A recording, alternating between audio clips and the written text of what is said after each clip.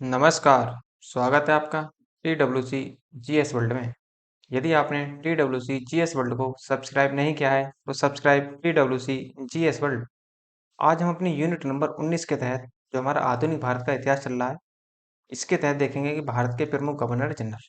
तो पिछली वीडियो में हमने जो हमारी यूनिट नंबर 18 थी, उसमें हमने ये देखा कि भारत में नहीं, बंगाल के प्रमुख गवर्नर जनरल।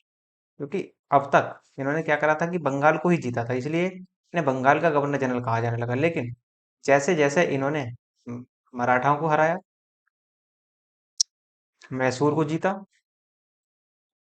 और सिखों को जीता, उसी तरीके से इनका राज्य विस्तार भी होता चला गया। और जब राज्य विस्तार होता चला गया तो इन्होंने जो अपने आप को ये घोषित कर देंगे कि अब हम ये होंगे भारत के गवर्नर जनरल। तो अपने आप को गवर्नर जनरल घोषित कर देंगे भारत के। अब तक तो बंगाल के गवर्नर कहलाए जाते थे, अब ये कहलाए जाएंगे भारत के गवर्नर जनरल। और उसके बाद में कि 1857 की क्रांति हो जाएगी, और 1857 की क्रांति के बाद में जो ईआईसी थी, हमारी ईस्ट इंडिया कंपनी थी, जो ये इसको इसका एकाधिकार समाप्त करने का काम किया जाएगा ब्रिटेन की महारानी द्वारा, और गवर्नर जनरल के पद को समाप्त करके वहां पर वायसराय का पद लाया जाएगा। और ये वायसराय अब कंपनी के फेवर में नहीं होगा, ये डायरेक्ट रिपोर्ट करेगा महारानी को। जो इंग्लैंड की महारानी थी उसको जाकर सीधा डायरेक्ट रिपोर्ट करेगा अभी।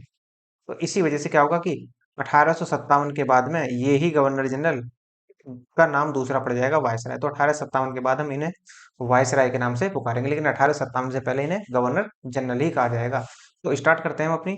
और ये भी ध्यान रखना कि ये जो यूनिट नंबर 19 है आपकी, ये आपकी अंतिम यूनिट होगी आपकी।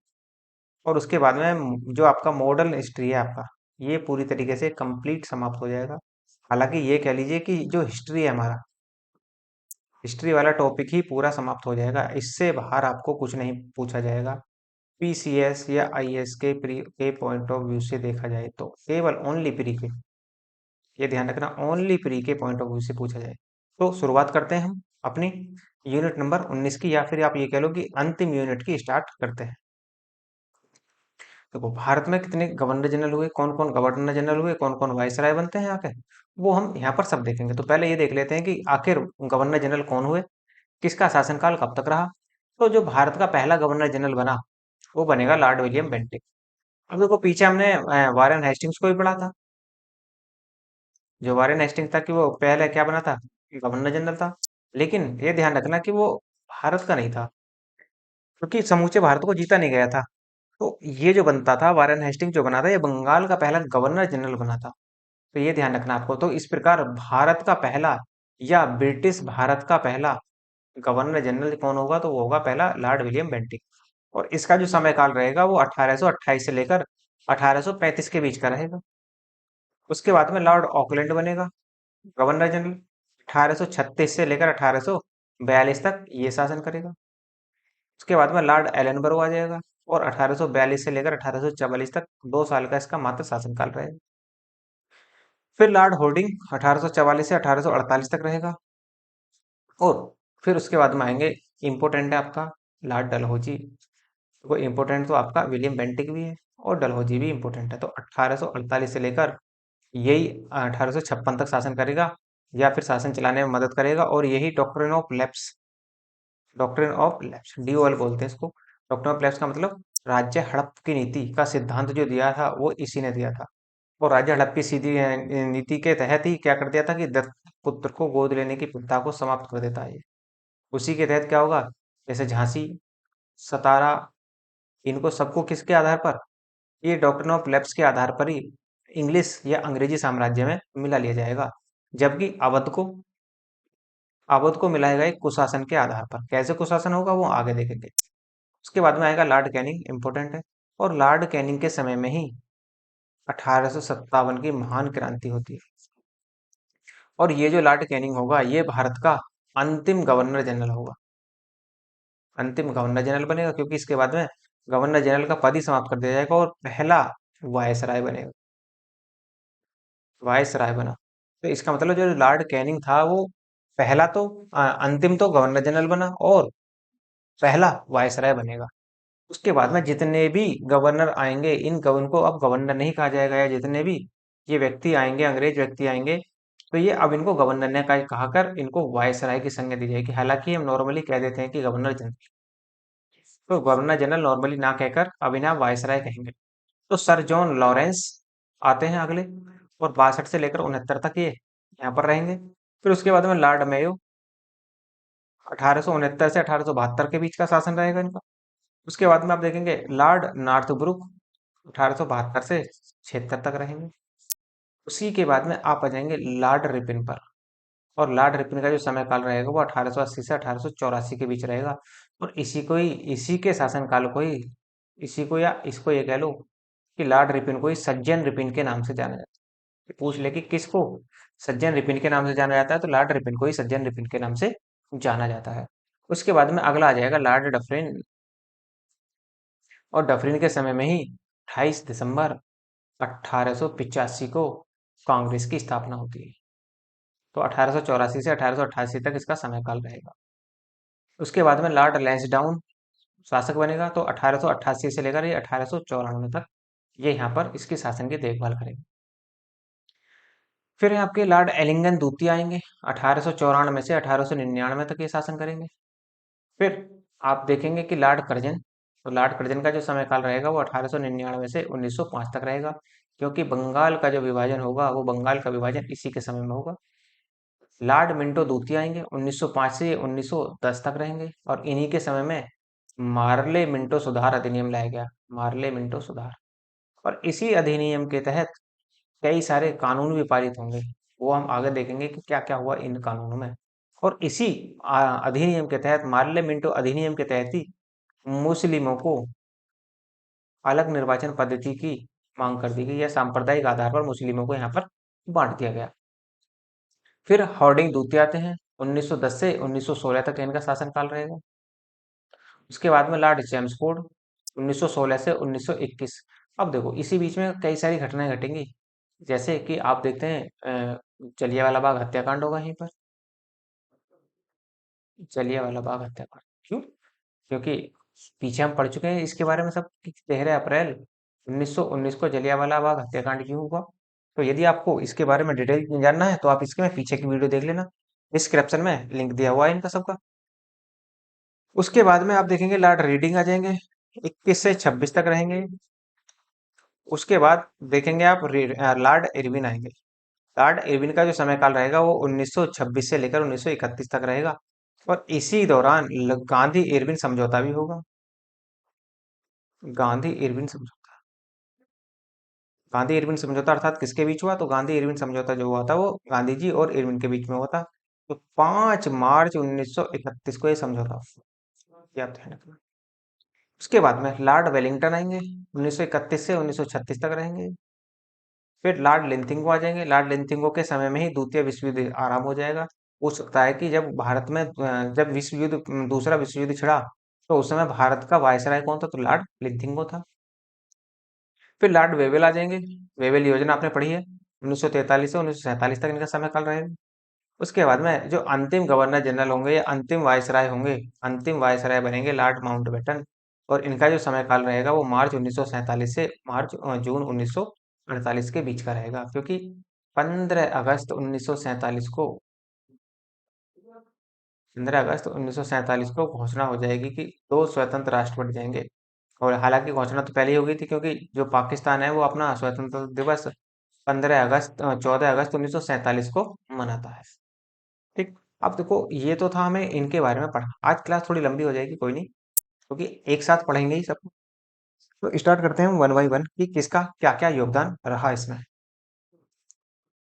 अब देखो भारत के गवर्नर जनरल या वायसराय लॉर्ड विलियम बेंटिक, क्या कहता है? लॉर्ड विलियम बेंटिक का जो समय काल है वो 1828 से 35 के बीच रहेगा। ये 35 नहीं है, 33 रखेंगे इसको, 35 ही रहे तो कोई। राजनीतिक सुधार, इसने क्या क्या राजनीतिक सुधार किए? बेंटिक का सबसे उल्लेखनीय सुधार नौकरियों में भारतीयों को उच्च स्थान प्रदान करना था, पहला इसका सुधार। लॉर्ड कॉर्नवालिस ने भारतीयों को अच्छे पदों पर नियुक्त किया। जो अच्छे पदों पर नियुक्त करना क्या कर दिया था? बंद कर दिया था इसने। जो कॉर्नवालिस पहले था, बंगाल का जो गवर्नर था, उसने इनको बंद कर दिया था। लेकिन बेंटिंक ने इस नीति को अनुचित माना, अनुचित अर्थात इसे विधि विहीन ना, विधि अनुसार ना मानकर या विधि विहीन मानकर इसको अलग अलग हटा दिया, बिल्कुल अनुचित कर दिया एक तरीके से। और इसी वजह से भारतीयों को उच्च पद, यदि वो योग्य हैं तो ये उच्च पद देने में बिल्कुल भी कतराता नहीं था। उसने भारतीयों को अच्छे पदों पर बिना किसी भेदभाव के योग्यता के आधार पर नियुक्त करने की आज्ञा दे दी। साम्राज्यवादी सुधार का अनुसरण करते हुए बेंटिंग ने मैसूर का 1831 में, कुर्ग का 1834 में और कछार व जनजातिया का 1832 ईस्वी में अंग्रेजी साम्राज्य में विलय कर दिया। और 1834 ईस्वी में आगरा प्रांत का सर्जन किया गया था। अर्थात जो आगरा ये पूछ ले कि आगरा प्रांत को ईआईसी में अर्थात ईस्ट इंडिया कंपनी में कब मिलाया गया, तो ईस्ट इंडिया कंपनी के तहत इसे 1834 में मिलाया गया था आगरा प्रांत को। सामाजिक सुधार क्या करे इन्होंने, तो सामाजिक सुधार में इन्होंने निम्नलिखित कार्य किए थे, जैसे सती प्रथा निषेध अधिनियम इन्होंने लागू कर दिया 1829 में। सती प्रथा निषेध अधिनियम को लागू कराने में जो हमारे राजा राम मोहन राय थे, राजा राम मोहन राय थे, इनकी अहम भूमिका थी इसमें। तो राजा राम मोहन राय के प्रयासों से ही सती प्रथा को धारा 17 के तहत 1829 में बैन कर दिया गया पूरी तरीके से। और 1830 ईस्वी में इसे बम्बई एवं मद्रास प्रेसिडेंसियों में लागू कर दिया गया, कानून बना यहाँ। और 1830 में कानून लागू कर दिया गया मुंबई और मद्रास प्रेसिडेंसी में। उसके बाद धीरे धीरे अलग अलग प्रेसिडेंसियों में इसे लागू किया जाता रहा।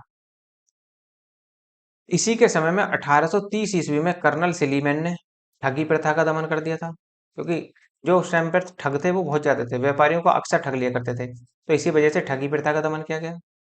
1832 में बेंटिंग ने दास प्रथा का अंत कर दिया। जो दास प्रथा थी, पहले क्या होते थे देखो, जैसे आज आप देखते हैं मवेशियों का बाजार लगता है, पहले उसी तरह जैसे मवेशियों का बाजार लगता था उसी तरह व्यक्तियों का बाजार लगता था। व्यक्तियां खरीदे और बेचे जाते थे।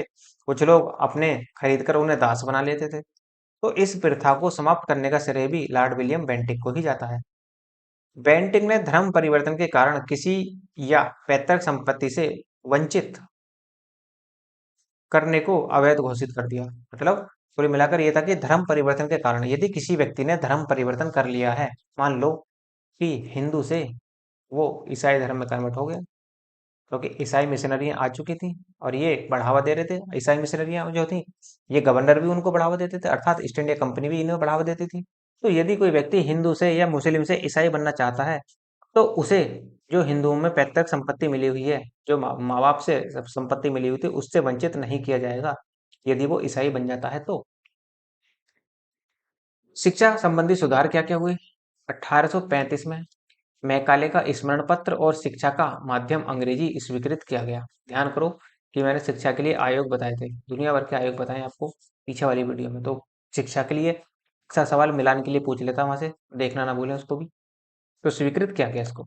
1835 में कलकत्ता में बेंटिक द्वारा मेडिकल कॉलेज की नींव रखी गई। तो कलकत्ता में पहला मेडिकल कॉलेज या भारत का पहला मेडिकल जो कॉलेज खुला वो कलकत्ता में ही खुला था। उसके बाद में आ जाते हैं लॉर्ड ऑकलैंड। 1836 से 1842 तक इनका शासनकाल रहेगा। तो इन्होंने क्या करा देखो, 1838 में अंग्रेज रणजीत सिंह एवं शाह शुजा के बीच त्रिपक्षीय संधि हुई, जिसका परिणाम प्रथम आंग्ल अफगान युद्ध था। अर्थात ये समझ लो कि प्रथम आंग्ल अफगान युद्ध जो हुआ किसके शासनकाल में हुआ, तो लॉर्ड ऑकलैंड के शासनकाल में ही हुआ था। 1839 में कलकत्ता से दिल्ली तक शेरशाह सूरी मार्ग का पुनः निर्माण किया गया। इसका मतलब देखो, जो शेरशाह का मार्ग था, भाई जो ग्रैंड ट्रंक रोड है, जीटी रोड, जो जीटी रोड थी, किसने निर्माण करवाया था, शेरशाह सूरी ने। लेकिन उससे भी पहले चले जाएं तो आप, उससे भी पहले यदि आप मौर्य साम्राज्य में जाएं, तो इसका निर्माण जो करवाया था मौर्य शासक चंद्रगुप्त ने करवाया था। हालांकि ये कच्ची सड़क थी उस समय, लेकिन कच्ची तो ये शेरशाह सूरी के समय में थी, लेकिन इसने क्या करा, इसको पुनर्निर्माण कर पक्का करवा दिया और इसका नाम बदलकर ग्रांड ट्रंक रोड अर्थात जीटी रोड कर दिया गया। उसके बाद में 1839 से 1842 में प्रथम आंग्ल अफगान युद्ध हुआ। अंग्रेजों को अत्यधिक क्षति हुई और ऑकलैंड को बुला लिया गया, क्योंकि कोई निष्कर्ष खासा निकला नहीं। हालांकि ये मान लो कि जो अंग्रेज थे अफगानिस्तान में, इनका पलड़ा बहुत ही ज्यादा नीचे रहा। अर्थात ये मान लो कि ये हारने से बचे, बस केवल बस हार का ही सामना नहीं करना पड़ा, और जो कुछ होना था वो सब कुछ हुआ वहां पर। ब्लैक इसी के तहत ब्लैक एक्ट का निर्माण किया गया, जिसके तहत काले और गोरे का विभेद खत्म कर दिया गया। जो ब्लैक एक्ट लाया गया, इसमें ये कह दिया गया कि काले और गोरे में कोई भेद नहीं है, तो विभेद को खत्म किया गया। इनके शासनकाल में रणजीत सिंह की मृत्यु 1839 में हो जाती है। देखो जब तक कि इसका शासनकाल क्या है, 42 का, तो रणजीत सिंह की मृत्यु हो जाती है 1839 में। भारतीय विद्यार्थियों को डॉक्टरी पढ़ाई हेतु विदेश जाने की अनुमति ब्रिटिश संसद ने प्रदान कर दी। अर्थात ये कहने का मतलब ये था कि यदि कोई भारतीय व्यक्ति विदेशों में शिक्षा ग्रहण करना चाहता है, अर्थात ब्रिटेन में शिक्षा ग्रहण करना चाहता है, या यूके में शिक्षा ग्रहण करना चाहता है, या फिर ये कह लो कि यूरोप में यदि कोई व्यक्ति शिक्षा ग्रहण करना चाहता है, तो वह शिक्षा ग्रहण कर सकता है, इसकी अनुमति मिल गई। अब तक इसकी अनुमति नहीं थी। तीर्थ यात्रा कर को बंद कर दिया गया। दुर्गा पूजा पर लगे प्रतिबंध को हटा दिया गया। जैसे दुर्गा पूजा कलकत्ता में आज भी फेमस है, और इसको तो यूनेस्को की वर्ल्ड हेरिटेज में जगह भी मिल चुकी है। उसके बाद में सिंचाई के लिए अनेकों नहरों का निर्माण किया गया इसी के शासनकाल में। फिर कहता है Lord Elon bro. Lord Elon bro आता है और 42 से 44 तक इसका शासनकाल रहेगा। 1842 में लॉर्ड एलन बरो के काल में ही प्रथम अफगान युद्ध की समाप्ति हुई। देखो शुरुआत हुई किसी और गवर्नर के शासनकाल में, लेकिन खत्म हो रहा है किसी और गवर्नर के शासनकाल में। 1843 ईस्वी में ग्वालियर की शासिका थी ताराबाई, जो दौलत राव सिंधिया की पत्नी थी। ये जो ताराबाई थी, ये दौलत राव सिंधिया की पत्नी थी, जो कि निसंतान थी। इसके कोई संतान नहीं थे, तो अंग्रेजों ने उनके दत्तक पुत्र को हटाकर राज्य हड़प लिया। तो राज्य हड़प नीति देखो शुरुआत यहीं से हो जाती है, लेकिन वास्तव में राज्य हड़प नीति को कौन लागू कर देता है? डलहौजी आकर। 1843 में अधिनियम 4 के द्वारा दास प्रथा को प्रतिबंधित कर दिया गया। तो दास प्रथा को 1832 में विलियम बेंटिंक ने प्रयास किया, लेकिन पूरी तरह से नहीं कर पाया था। हाँ, 1843 में अधिनियम 4 के तहत यहाँ पर अधिनियम बना दिया गया, और दास प्रथा को पूरी तरीके से समाप्त कर दिया जाता है यहाँ पर। उसके बाद में अगला जो गवर्नर जनरल बनकर आता है, वो आता है लॉर्ड हॉर्डिंग। 1844 से 48 तक के बीच का इसका समय काल रहेगा। अब देखो इसमें क्या क्या हुआ।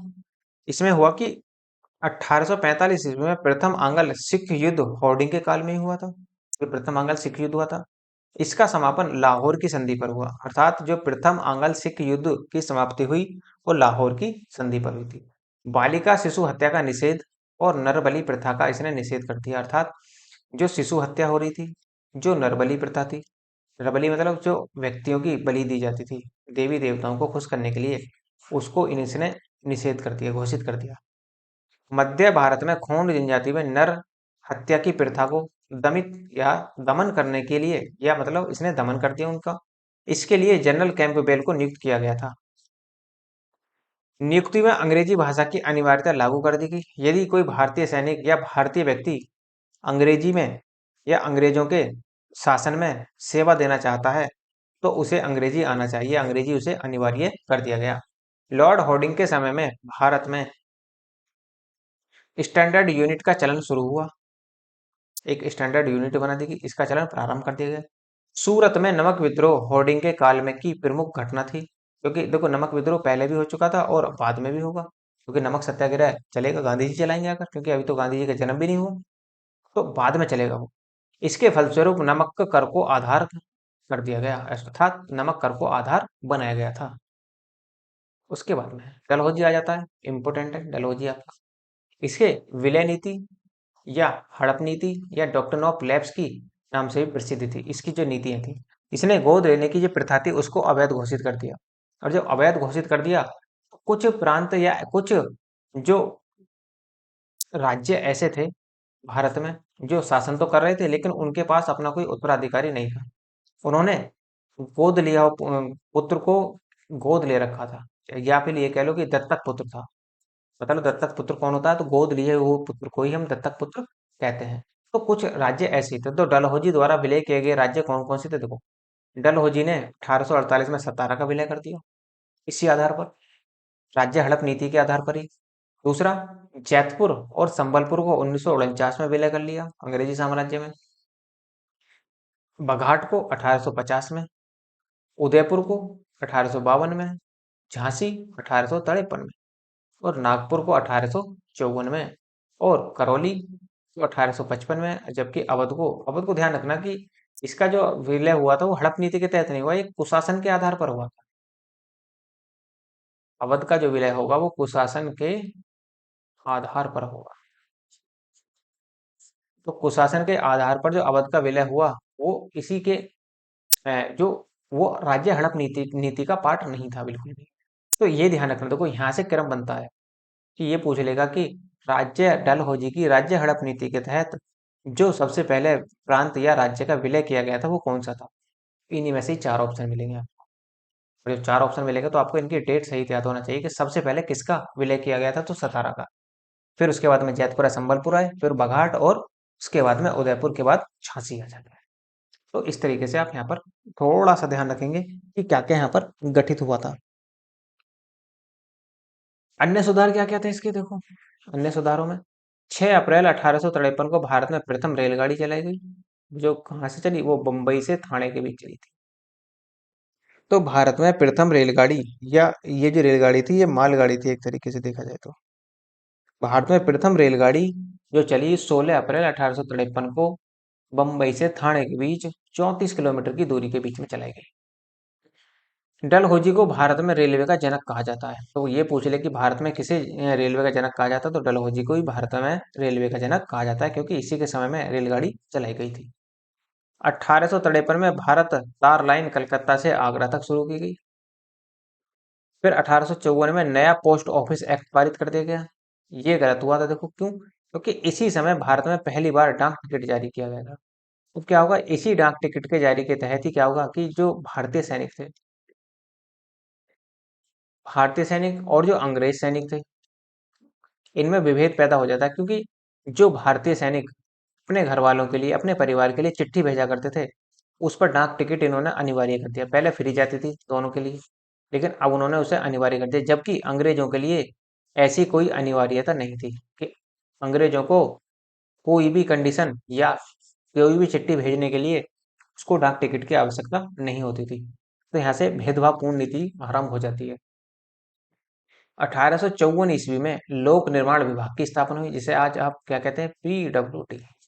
तो पीडब्ल्यूडी की स्थापना कब हुई थी, तो 1854 में, जिसके अंतर्गत कई पुलों का निर्माण किया गया। 1854 ईस्वी में गंगा नहर को सिंचाई के लिए खोला गया और ग्रांड ट्रंक रोड की मरम्मत कराई गई, फिर से मरम्मत कराई गई ग्रांड ट्रंक रोड की।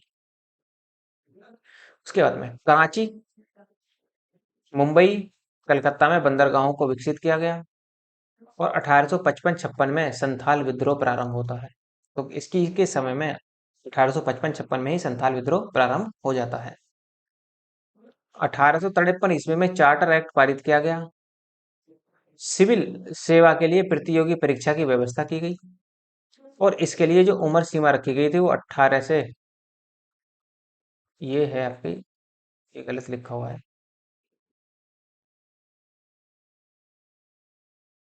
इसे आप 20 कर लीजिए, 20 से 23 वर्ष रखी गई थी। भारत के सर्वप्रथम सिविल सेवा परीक्षा में सफलता 1863 में सत्येंद्र नाथ टैगोर को मिली थी। साथ सिविल सेवा में सबसे पहले, या सिविल सेवा भारत में अंग्रेजों के समय में यदि किसी ने पास की, तो वो की थी सुरेंद्र नाथ टैगोर ने। 1922 ईस्वी में प्रथम सिविल सेवा परीक्षा का केंद्र भारत में इलाहाबाद को बनाया गया। अब ध्यान रखना कि 1922 से पहले जो परीक्षाएं होती थी वो सब इंग्लैंड में ही आयोजित होती थी। तो एग्जाम वगैरह जो भी होंगे ये इंग्लैंड में ही होते थे इनके। अब बाद में 1922 में लाकर क्या हुआ कि इलाहाबाद में पहली बार जो इस तरह की परीक्षाएं थी, जो आप कह लें यूपीएससी की, एक तरीके से वर्तमान में यूपीएससी कह सकते हैं हम, कि यूपीएससी की जो परीक्षाएं होती थी वो इलाहाबाद में भी आयोजित होना प्रारंभ हो जाती हैं। भारत में सर्वप्रथम 1857 ईस्वी में तत्काल lieutenant governor sir James Thomson द्वारा Thomson college of civil engineering Roorkee की स्थापना की गई। तो 1857 में ये पूछ ले कि रुड़की आईआईटी या आईआईटी रुड़की की स्थापना कब की गई थी, तो 1857 में की गई थी।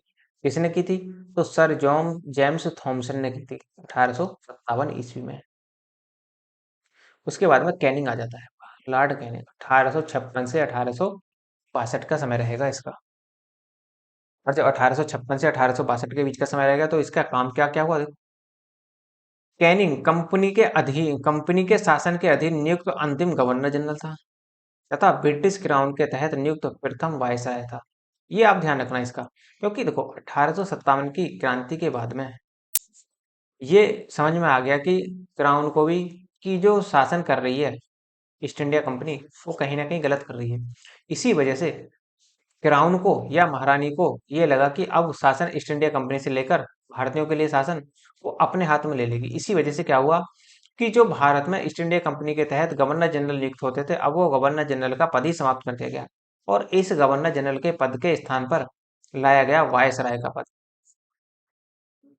वायसराय के पद को यहाँ पर ला दिया गया और इसी वजह से अब वायसराय जो था, जो वायसराय बना वो कंपनी के अधीन नहीं रहेगा, अर्थात ईस्ट इंडिया कंपनी को अपनी रिपोर्ट नहीं देगा। वो जो वायसराय बनेगा वो वायसराय क्राउन को, अर्थात इंग्लैंड में की जो क्राउन है या इंग्लैंड की जो महारानी है उसको रिपोर्ट करेगा कि भारत में क्या क्या हो रहा है। इसी वजह से कहा जाता है कि जो लॉर्ड कैनिंग था वो अंतिम गवर्नर जनरल था तथा प्रथम वायसराय बनता है। इसके शासनकाल की सर्वप्रमुख घटना 1857 का विद्रोह था, जिसके बाद भारत का शासन 1858 के संवैधानिक व प्रशासनिक सुधार के अंतर्गत सीधे ब्रिटिश सरकार के नियंत्रण में चला जाता है। विधवा पुनर्विवाह अधिनियम 1856 में लाया गया था और इसी को क्या हुआ, विधवा जो विवाह होते थे उनको कानूनी मान्यता इसी समय दे दी गई। क्योंकि पहले क्या था कि विधवा विवाह नहीं कर सकती थी। पहले तो ये था कि यदि कोई विधवा है तो उसे सती होना पड़ता था, लेकिन 1829 में क्या हुआ, सती प्रथा को अवैध घोषित कर दिया गया। बाद में ये हुआ कि अब विधवा शादी भी नहीं करेंगी, तो बाद में ये कर दिया गया 1857 का अधिनियम लाकर कि अब विधवा जो है वो यदि वो चाहें तो पुनर्विवाह कर सकती हैं। उसके बाद महालेखा परीक्षक पद का सृजन लॉर्ड कैनिंग के समय में ही हुआ और 1857 में ही हो चुका था। स्वतंत्र भारत में इस पद का नाम नियंत्रक एवं महालेखा परीक्षक है, अर्थात कैग, सीएजी कैग बोलते हैं, controller and auditor general of India. तो जैसे मान लेते हैं जैसे वर्तमान में कैग का पद है, उसी तरीके से इसका पद सृजित किया गया था महालेखा परीक्षक का। 1861 ईस्वी में भारतीय परिषद अधिनियम पारित हुआ और पोर्टफोलियो प्रणाली लागू की गई थी यहाँ पर। क्वीन विक्टोरिया अर्थात रानी विक्टोरिया की उद्घोषणा 1858 के द्वारा व्यापक सिद्धांत, जो राज्य हड़प नीति का सिद्धांत था, राज्य हड़प नीति का सिद्धांत, जो राज्य हड़प नीति का सिद्धांत था इसको भी समाप्त कर दिया गया और समाप्त करने के साथ साथ जो दत्तक पुत्र गोद लिया गया था उसको मान्यता दे दी, उसको वैध घोषित कर दिया रानी ने। तो इस वजह से क्या हुआ, जो सतारा, जो आपके उदयपुर थे, इनको सबको क्या हुआ, इनका राज्य वापस मिल गया। लेकिन 1857 की क्रांति में बहुत कुछ नुकसान हुआ था। कुछ राज्यों के तो राजा भी समाप्त हो गए थे, जैसे जो नेतृत्व कर रही थी जहाँ झांसी में रानी लक्ष्मीबाई, वो वीर गति को प्राप्त हो चुकी थी। तो इनको तो एक तरीके से कह लिया जाए तो ये तो अंग्रेजी साम्राज्य में मिले ही जा चुके थे, केवल नाम मात्र के लिए व्यक्तिगत सिद्धांत को समाप्त किया गया। जो होना था वो तो हो गया था सब कुछ। 1807 में मैकाले द्वारा निरूपित इंडियन पेनल कोड, ये पेनल कोड है, इंडियन पेनल कोड, इसे बोलते हैं आईपीसी, आईपीसी की धारा बोलते हैं ना, इंडियन पेनल कोड पारित किया गया 1807 में तथा 1 जनवरी 1961 को, ये सॉरी 1907 है, 1 जनवरी 1 जनवरी 1961 को भारतीय दंड संहिता को लागू कर दिया गया। इसे 1907 में तो पारित किया गया, लेकिन लागू करने में काफी टाइम लगा, तो 1961 में इसे लागू किया गया। अर्थात भारतीय दंड संहिता को लागू करने में जो लागू की गई थी वो 1961 में लागू की गई थी। नेक्स्ट, उसके बाद में 1861 में कोड ऑफ क्रिमिनल प्रोसीजर पारित किया गया। 1861 में ही लॉर्ड कैनिंग के समय में इंडियन उच्च न्यायालय अधिनियम पारित हुआ, जिसके द्वारा कालांतर मतलब आगे चलकर बंबई, कलकत्ता और मद्रास में एक एक उच्च न्यायालय की स्थापना की गई। अर्थात ये कह लीजिए कि 1863-64 में बंबई, कलकत्ता और मद्रास में एक एक उच्च न्यायालय की स्थापना की गई। बंगाल में नील विद्रोह 1859 से 1860 तक चला था। अब ये पूछ सकता है कि 1800 क्रांति के जस्ट बाद होने वाला विद्रोह कौन सा था, तो 1857 की क्रांति के जस्ट बाद होने वाला विद्रोह नील विद्रोह था। नील विद्रोह क्या था, ये मैं आपको, जब मैंने आपको जनजातीय और किसान आंदोलन पढ़ाए थे वहां पर अच्छे तरीके से समझाया कि किस तरह से होता है। तो 1859 में कंपनी के यूरोपीय सदस्यों द्वारा श्वेत विद्रोह होता है। क्योंकि देखो हुआ क्या कि 1859 में कंपनी के यूरोपीय सदस्यों के द्वारा श्वेत विद्रोह क्यों हुआ, क्योंकि जो भारतीय थे, भारतीयों को बराबरी का सम्मान दिया जाने लगा यहीं पर।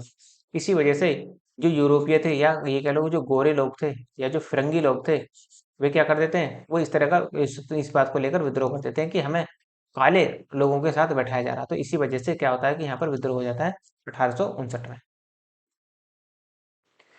नेक्स्ट आपका लॉर्ड कैनिंग ने सैनिकों की निशुल्क डाक व्यवहार सुविधा को समाप्त कर दिया। भारत में आर्थिक सुधारों के निर्मित लॉर्ड कैनिंग ने ब्रिटिश अर्थशास्त्री लॉर्ड विल्सन को भारत बुलवाया था। और विल्सन ने ही भारत में 500 रुपए से अधिक वार्षिक आय पर आयकर रोपित किया था, अर्थात आयकर लगाया था। तो ये कहने का मतलब ये है कि जो भारत में जो 500 रुपए से अधिक कमाते हैं, वार्षिक आय जिनकी है, उन पर आयकर लगेगा। और आयकर किसने लगाया था? तो आयकर लगाया था आपका विल्सन ने। ये जो लॉर्ड विल्सन है, ये इसको ही बुलाया गया था, ये अर्थशास्त्री था। किस तरीके से भारत में भारतीयों की आय पर आयकर लगाया जाए, ये सुझाव दिए थे लॉर्ड विल्सन ने। किसको? तो ये सब सुझाव दिए थे लॉर्ड कैनिंग को। और निर्यात पर 4% का तथा आयात पर 10% का कर लगाया गया, अर्थात कर जो निर्धारित किया गया था, निर्यात पर 4% का था और आयात पर 10% का शुल्क यहाँ पर लगाया गया था। अब देखो, ये तो हो जाते हैं हमारे गवर्नर जनरल समाप्त। गवर्नर जनरल समाप्त हो जाते हैं। और जो वायसराय बनेंगे, अब देखो वायसराय तो बन गया क्योंकि कैनिंग ही क्या था? अंतिम गवर्नर जनरल। और कैनिंग ही क्या है? प्रथम वायसराय। तो प्रथम वायसराय भी यही है और अंतिम गवर्नर जनरल भी है, तो वायसराय। अब जो हमारे वायसराय बचे हैं, उनको देखेंगे हम थोड़ा सा कल, क्योंकि आज थोड़ी सी मुझे भी थोड़ा प्रॉब्लम हो रही है, तो इसलिए यहीं रोक देते हैं इसको।